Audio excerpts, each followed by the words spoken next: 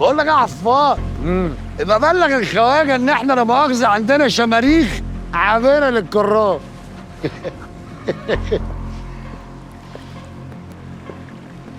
يا نصار، هي الحكايه هتكبر وتوسع مننا ولا ايه؟ شكلها كده كده. طب ايه؟ نعقله كده ونفكروا فيها من تاني. خفت.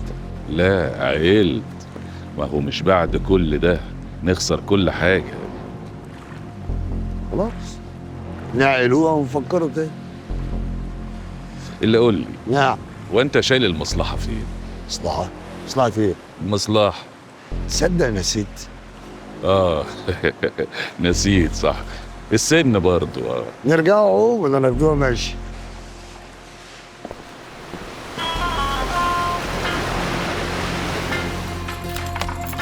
اتفضلي يا دار.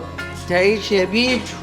الله، صدق ان اول مره من ساعه ما جينا المخروبه دي وانا احس ان انا مبسوطه ومستريحه.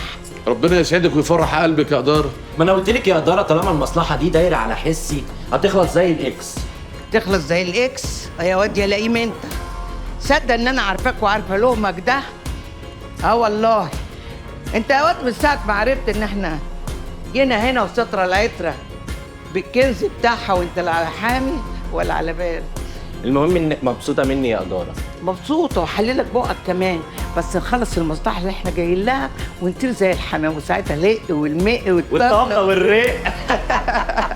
بقول لك ايه يا واد يا يوسف، انت عليك تحوط على البت دي.